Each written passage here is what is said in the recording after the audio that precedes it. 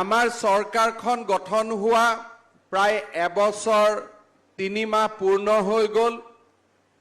নিৰ্বাচনৰ পিছত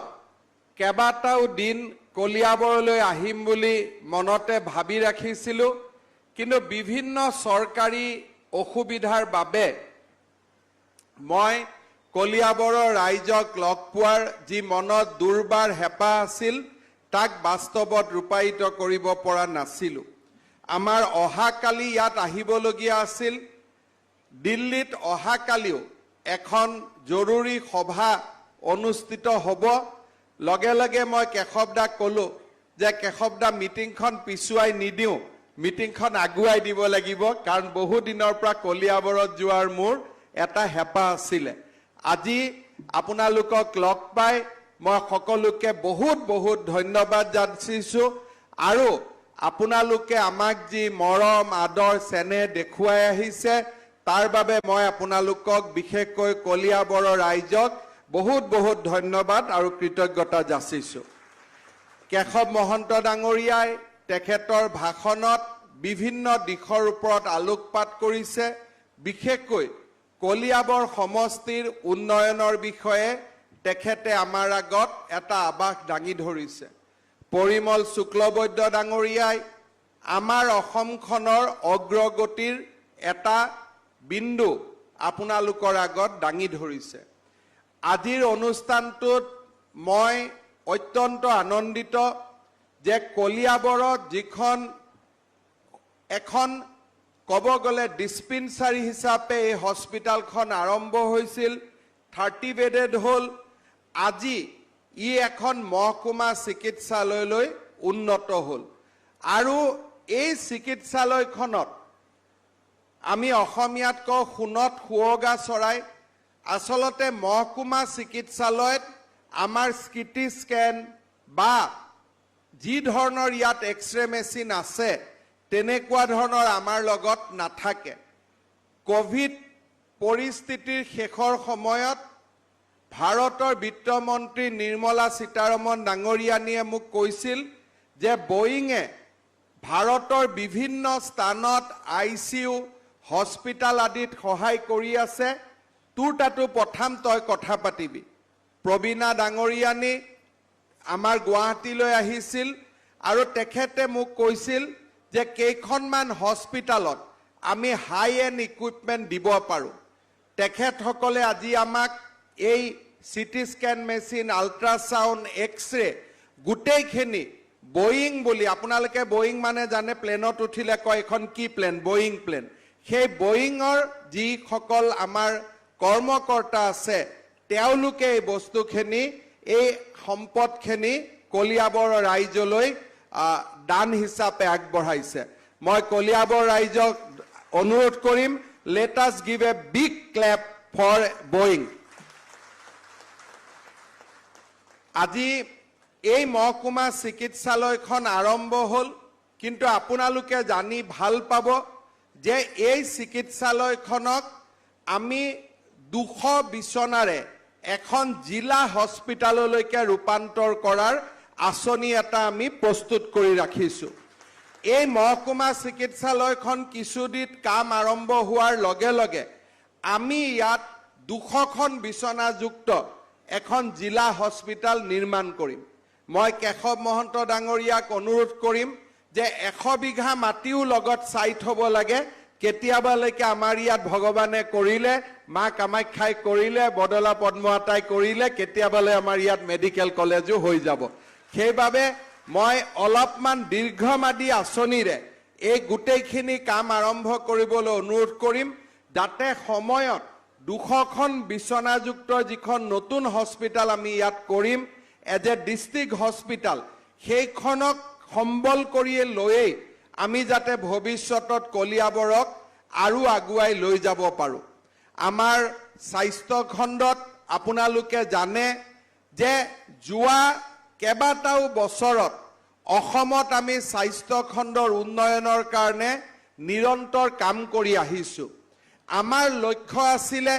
যে আমি কেনেকৈ হেল্থ কেয়াৰক এক্সেচেবল কৰিব পাৰোঁ আৰু এফৰ্ডেবল কৰিব পাৰোঁ। অৰ্থাৎ স্বাস্থ্যক কেনেকৈ আমি সহজে উপলব্ধ কৰিব পাৰোঁ স্বাস্থ্য সেৱা আৰু কি ধৰণে আমি স্বাস্থ্য সেৱাক সৰ্বসাধাৰণ মানুহে যাতে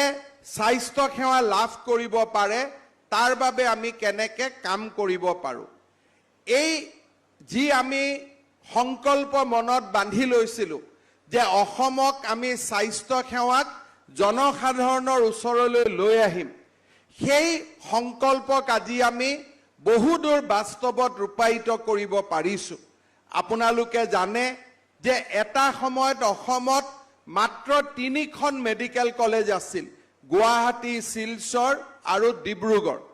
চাওঁতে চাওঁতে আমি অসমত আজি 9খন মেডিকেল কলেজলৈকে আমি অসমখনক লৈ যাব পাৰিলোঁ ক'ত ক'ত 9খন হ'ল আমাৰ যোৰহাটত এখন মেডিকেল কলেজ হ'ল আমাৰ তেজপুৰত এখন মেডিকেল কলেজ হ'ল তাৰ পিছত আমাৰ ডিফুত এখন মেডিকেল কলেজ হ'ল আমাৰ লখিমপুৰত আমাৰ মেডিকেল কলেজ হ'ল এই ধৰণে বৰপেটাত আমাৰ মেডিকেল কলেজ হ'ল আৰু শেষত গৈ এই বছৰ আমাৰ ধুবুৰীত নতুন মেডিকেল কলেজ হ'ল অহা বছৰ আমি সংকল্প কৰিছোঁ যে অহা বছৰ আমি অসমত আৰু 3খন নতুন মেডিকেল কলেজ আৰম্ভ কৰিম নগাঁৱত আমাৰ নতুন মেডিকেল কলেজ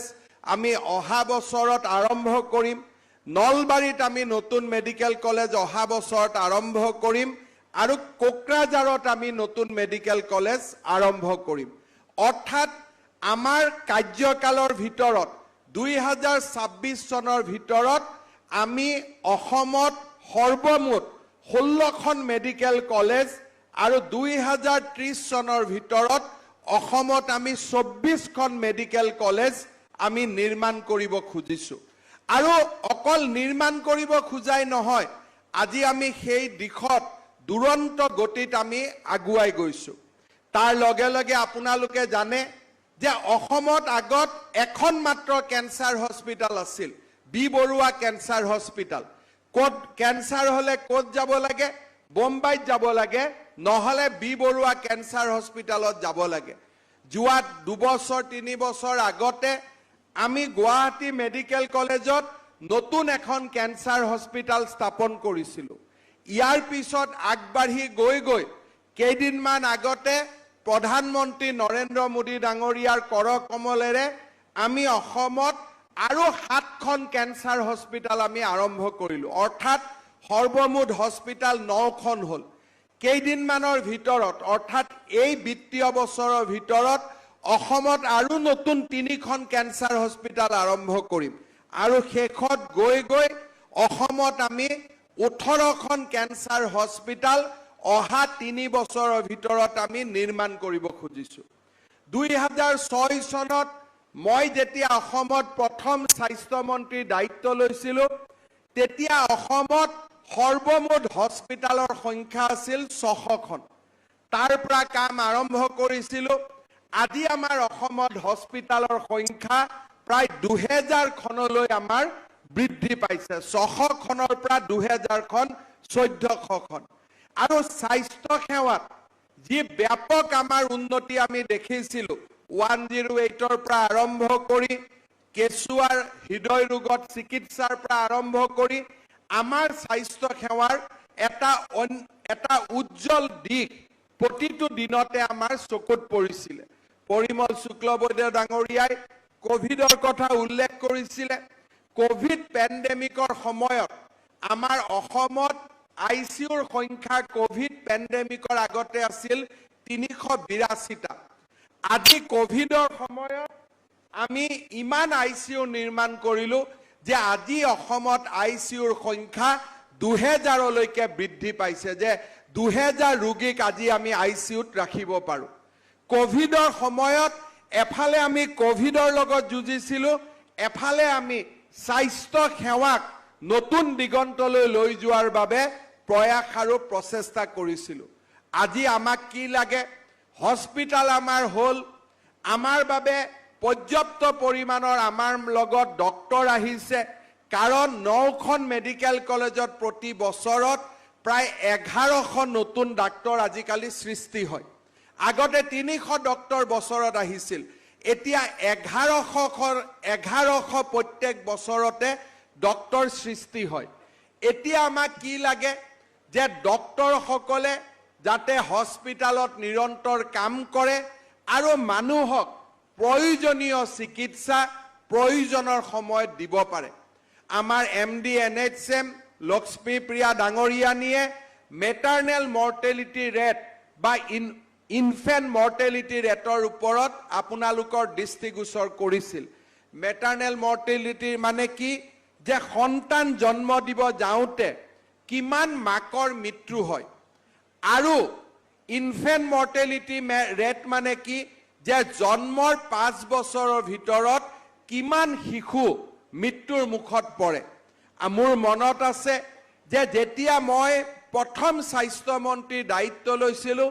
তেতিয়া অসমত 1 লাখ মহিলাই যদি সন্তান জন্ম দিয়ে 480 গৰাকী মহিলাৰ হস্পিটালতে মৃত্যু হৈছিল আজি আমি তাক কমাই আনি আমি 200ৰ তললৈকে আহিবলৈ সক্ষম হৈছোঁ কিন্তু ভাৰতৰ উন্নত ৰাজ্যবিলাকত এতিয়াও 130-140 গৰাকী মাতৃয়ে সন্তান জন্ম দিওঁতে মৃত্যু মুখত পৰে অসমত আমাৰ এমএমআৰ এতিয়াও সৰ্বভাৰতীয় ৰেটতকৈ আমি ওপৰত আছো তাৰ কাৰণ কি তাৰ কাৰণ হ'ল যে আজি আমাৰ যেতিয়া সন্তান এটা জন্ম হ'ব লাগে কেতিয়া জন্ম হয় কোনেও নাজানে ৰাতি 12টা বজাত যদি ডেলিভাৰী সময় আহিলে 12টাত যদি আমি হস্পিটালত আহি ডক্টৰ নাপাওঁ আৰু ৰাতিপুৱালৈকে যদি অপেক্ষা কৰিব লাগে সন্তানটি বা মাতৃ কোনোবা এটাৰ মৃত্যু হয় আৰু আমাৰ বাবে প্ৰয়োজন কি আপোনালোকে জানে যে টিভিত যেতিয়া আমি মাজে মাজে ওলাও তেতিয়া আপোনালোকে দেখিব যে মাকসকলে বা দেউতাকসকলে আমাক কিছুমান ল'ৰা দেখুৱাই দিব্যাংগ বুলি আমি ক'ব লাগিব যে ল'ৰাটোৰ মূৰটো ডাঙৰ হোৱা নাই কথা ক'ব নোৱাৰে বুদ্ধি বঢ়া নাই বিভিন্ন আমি টিভি শ্ব'ত আপোনালোকে দেখা পায় ইয়াক আমি কি কওঁ চেৰিবেল পালচি ৰোগ অৰ্থাৎ সন্তান জন্ম দিয়াৰ সময়ত আপোনালোকে দেখিব যে বিভিন্ন সময়ত ডাক্তৰ আৰু নাৰ্ছসকলে কিছুমান চেপেনাৰ ব্যৱহাৰ কৰে এনেকে টানি উলিয়াই লৈ আহে টানি উলিয়াই আনোতে যেতিয়া মূৰত দুখ পায় সেই সন্তানটো পিছত গৈ চেৰিবেল পালচি ৰোগত আক্ৰান্ত হয় আৰু সিজাৰিন যদি আজি ৰাতি 2টা বজাত কৰিব লাগে সেই সিজাৰিনটো যদি ৰাতিপুৱা 10 বজাত কৰে তেতিয়াও যিটো সন্তান জন্ম হয় সেই সন্তানটো জন্মগত ৰোগত তেওঁ আক্ৰান্ত হয় তাৰ মানে এতিয়া আমাক কি লাগে সংখ্যা আমি বঢ়ালো হস্পিটাল হ'ল মেডিকেল হ'ল এম্বুলেন্স আহিলে সব আহিলে ডক্টৰো আছে এতিয়া আমাক কি লাগে গুণগত মানদণ্ডটো বৃদ্ধি হ'ব লাগে আমাৰ নাৰ্ছসকলে হওক জিএনএম বাইদেউসকলে হওক ডক্টৰসকলে হওক যেতিয়া সন্তান জন্ম দিয়ে সময়ত সন্তান জন্ম দিব লাগিব আৰু সন্তানটোক যি ধৰণে জন্ম দিয়াব লাগে তেনেকে জন্ম দিয়াব লাগিব তাৰ মানে গুণগত যিবিলাক মানদণ্ড সেই গুণগত মানদণ্ডবিলাক এতিয়া আমি পালন কৰাৰ সময় আহি পৰিছে ডক্টৰ আছে ডেলিভাৰী হৈছে তাৰ কাৰণে যিমান মৃত্যুৰ দৰ কমিব লাগে সিমানখিনি কমিলে কিন্তু ইয়াতকৈ যেতিয়া আমি কমাব খুজিম তেতিয়া আমাক কি লাগিব গুণগত মানদণ্ড বাঢ়িব লাগিব ডক্টৰৰ নিষ্ঠা বাঢ়িব লাগিব আশা বাইদেউসকলৰ নিষ্ঠা বাঢ়িব লাগিব এএনএম জিএনএম বাইদেউসকলৰ হাতৰ যিটো কাম আমি যেনেকে দুৰ্গা পূজা মূৰ্তি বনাম শিল্পীগৰাকী ভাল হলে মাৰ মূৰ্তিটো ভাল হয় তেনেকে নাৰ্ছ আৰু জিএনএম বাইদেউসকলৰ হাতখন যেতিয়া ভাল হয় সন্তানটি নিৰোগী হয় সেইবাবে এতিয়া আমাক কি লাগে যে প্ৰশিক্ষণ লাগে ডক্টৰসকলৰ মাজত আমি গাঁৱলৈ গৈ কাম কৰাৰ বাবে আগ্ৰহ জন্মাব লাগে আৰু তাৰ লগে লগে আমাক উন্নত মানদণ্ডৰ ইকুইপমেন্ট লাগে মেডিকেল কলেজবিলাক হোৱাৰ লগে লগে বহু সমস্যা সমাধান হ'ব কিন্তু তথাপিতো গাঁৱৰ ভিতৰত স্বাস্থ্যৰ সম্প্ৰসাৰণৰ বাবে আমি বহু কাম কৰিব লাগিব আৰু সেই কাৰণে আজিও আমি হস্পিটাল বনাই আছো আজিও আমি নাৰ্ছ এপইণ্টমেণ্ট দি আছোঁ, আজিও আমি ডক্টৰ এপইণ্টমেণ্ট দি আছোঁ, যাতে আমাৰ স্বাস্থ্য খণ্ডটোত মানৱ সম্পদে হওক, ইকুইপমেণ্টে হওক, হস্পিটালে হওক, কোনো ক্ষেত্ৰতে যাতে কম নহয়, এইটোৱে আমাৰ লক্ষ্য। কলিয়াবৰ সমষ্টিৰ বিধায়ক কেশৱ মহন্ত ডাঙৰীয়াৰ ওপৰত আজি এটা গুৰু দায়িত্ব ন্যস্ত হৈছে। মোৰ কাৰ্যকালত মই যিমান দূৰ কৰিব পাৰিছিলোঁ স্বাস্থ্য মন্ত্ৰী হিচাপে কৰিছিলোঁ, কিন্তু আটাইতকৈ ক্ৰিটিকেল কামখিনি এতিয়া আমাৰ কৰাৰ সময় আহি পৰিছে। মই ভাবোঁ যে আপোনালোকৰ আশীৰ্বাদত আপোনালোকৰ বিধায়ক কেশৱ মহন্ত ডাঙৰীয়াই সেই পৰীক্ষাত উত্তীৰ্ণ হ'ব পাৰিব আৰু ৰাজ্যখনৰ স্বাস্থ্য ক্ষেত্ৰখন উজ্বলাই তুলিব পাৰিব। তাৰ পিছত আমি আলোচনা কৰিছিলোঁ যে আমাক আৰু এটা হেল্থ কেয়াৰ লাগে, সেইটো হৈছে এফৰ্ডেবল, অৰ্থাৎ মানুহৰ হাতত যদি টকা নাথাকে, দুৰাৰোগ্য বেমাৰ হ'লে মানুহে কি কৰিব? আজি আমি অটল অমৃত অভিযান আৰম্ভ কৰিছিলোঁ যে দুৰাৰোগ্য বেমাৰত 2 লাখ টকালৈকে আমি ৰিইম্বাৰ্চমেণ্ট কৰি দিওঁ। প্ৰধানমন্ত্ৰী আয়ুষ্মান ভাৰতত 5 লাখ টকালৈকে এটা পৰিয়ালে হেল্থ ইঞ্চুৰেঞ্চ পাব পাৰে। কিন্তু আয়ুষ্মান ভাৰতৰ কাৰ্ড আমাৰ মাজত নাছিলে। ইয়াতেতো বহুত মানুহৰ আয়ুষ্মান ভাৰতৰ কাৰ্ড নাই। সেইকাৰণে হস্পিটালত গ'লে আমি বহুখিনি টকা ভৰিব লাগে আৰু বহুত ক্ষেত্ৰত টকা ভৰাৰ ভয়ত বহুত দুখীয়া মানুহ হস্পিটাললৈকে নাযায়। সেইবাবে এইবাৰ আমি নতুনকৈ কি চিন্তা কৰিছোঁ যে আমাৰ যিমান মানুহৰ হাতত ৰেচন কাৰ্ড আছে তেনেকুৱা প্ৰত্যেক মানুহকে আমি আয়ুষ্মান ভাৰতৰ কাৰ্ড আমি দিব খুজিছোঁ। ইয়াৰ ফলত কি হ'ব যে ৰেচন কাৰ্ড থকা প্ৰত্যেকটো পৰিয়ালে 5 লাখ টকাৰ প্ৰত্যেক বছৰে তেওঁলোকে ট্ৰিটমেণ্টৰ সুবিধা পাব আৰু যাৰ ৰেচন কাৰ্ড নাই তেওঁলোকে অটল অমৃত অভিযানৰ আঁচনি আগৰ দৰে পাই থাকিব। এই কামটো যদি আমি কৰিব পাৰোঁ, অসমৰ 85% মানুহক আমি স্বাস্থ্য সেৱাৰ বাবে বছৰি 5 লাখ টকালৈকে খৰচ হ'ব এনেকুৱা এটা ব্যৱস্থাৰ মাজত আমি আনিব পাৰিম। এই কামটোত অসম চৰকাৰে লাগি আছে। মই আশা কৰোঁ যে অহা বছৰৰ ভিতৰত এই বিত্তীয় বৰ্ষৰ শেষৰ ফালে আমি আয়ুষ্মান ভাৰতক আয়ুষ্মান অসমলৈকে ৰূপান্তৰ কৰি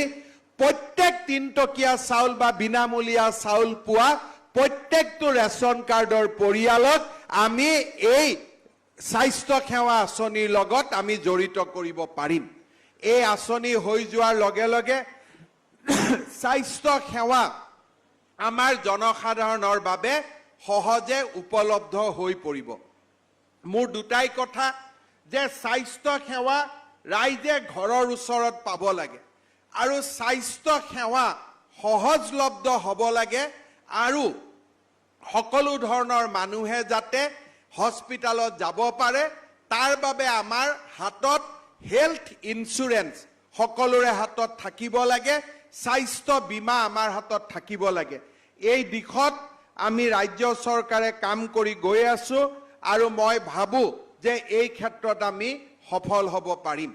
শ্ৰদ্ধাৰ ৰাইজ, মই আগতে কৈছোঁ যে নিৰ্বাচনৰ পিছত মই কলিয়াবৰ সমষ্টিলৈ যদিও কাজিৰঙাত অহা হয়, ইয়াৰ হেলিপেডত বহুতবাৰ নামিছোঁ, কিন্তু ৰাইজক লগ পোৱা হিচাপে এইবাৰে মই প্ৰথম আহিব পাৰিছোঁ। কলিয়াবৰ সমষ্টিত ইতিমধ্যে বহুবোৰ কাম হাতত লোৱা হৈছে, কিন্তু এটা কাম বহুত দিনৰ পৰা বাকী হৈ আছিলে, সেইটো হ'ল যে বানপানীৰ সময়ত কলিয়াবৰৰ ৰাইজৰ যি ক্ষতি হৈছিলে সেই ক্ষতি টকাখিনি ৰাইজক আমি দিব পৰা নাছিলোঁ। এইটো মোৰ মনত অপৰাধীয়ে লাগি থাকে যে মই কৈ গৈছিলোঁ, কামটো কৰিব পৰা নাছিলোঁ। মুখ্যমন্ত্ৰী হোৱাৰ পিছত মই যোৱা টকা জমা আছে আৰু বাকী পালে গোটেইখিনি আমি বান সাহায্য দিব পৰা নাছিলোঁ, তাৰমানে মেডি পট্টা নাই কাৰণে। এতিয়া মই ইয়াৰ উত্তৰ নিৰ্দেশ দিছোঁ যে কলিয়াবৰৰ ৰাইজে বান সাহায্য পাব, তাৰ কাৰণে মাটিৰ কাগজ খুদৈক দিয়া হৈছে। মই ভাবো যে অহা এমাহ 45 দিনৰ ভিতৰত আমাৰ স্বাস্থ্য কিন্তু ডাঙৰ কথাটো হ'ল যে কলিয়া কৰিম তাৰ উদ্দেশ্য হ'ল যে একচনীয়া পাততে হওক ভিজিআৰতে থকা হওক বা ইয়ানলৈ যি মানুহ আছে যি মানুহ গ্ৰামদান ভূদান মাটিত আছে সকলোকে আমি মাটিৰ পট্টা দিয়াৰ কাম আৰম্ভ কৰিম এই আঁচনিৰ আপোনালোকে সুযোগ লৈ নৱেম্বৰৰ পৰা এই আঁচনি আৰম্ভ হ'ব আপোনালোকে মিছন বসুন্ধৰা টুৰ সময়ত কলিয়াবৰৰ সকলো মানুহে যাতে মাটিৰ কাগজ লয় তাৰ বাবে মই আপোনালোকক অনুৰোধ কৰিম কলিয়াবৰৰ ৰাইজৰ কাজিৰঙাৰ ইকো সেনসিটিভ জোন লৈ বহু দিনৰ সমস্যা এটা আছে তাকো সুপ্ৰিম কোৰ্টৰ লগত আমি চেষ্টা কৰি আছো যে কেনেকৈ আমি ৰাইজক এই ক্ষেত্ৰত সকাহ দিব পাৰো তৃতীয়তে কলিয়াবৰৰ যিটো সামাজিক অৱস্থান কলিয়াবৰ আমাৰ বাবে এক প্ৰকাৰ ত্ৰিবেণী সংগম কলিয়াবৰৰ উন্নয়নৰ কাৰণে আমি বহুত কাম কৰিব লাগিব ইতিমধ্যে কলিয়াবৰত এখন নতুন সৰকাৰি কলেজৰ আমি স্বীকৃতি দিছো এই বিত্তীয় বৰ্ষতে সেই কলেজখনৰ কাম আৰম্ভ হ'ব কোট পাতিব কেনেকৈ পাতিব আপোনালোকে ঠিক কৰি ল'ব খালি য'ত বৰ্তমানৰ কলেজখন আছে তাৰ পৰা অলপ দূৰত পাতিব দ্বিতীয়তে কলিয়া এনএম নাৰ্ছিং স্কুল দিব খুজিছো যাতে বছৰত 50 জনীৰ প্ৰায় 100 গৰাকী ছোৱালীয়ে নাৰ্ছিং পৰীক্ষাত পাছ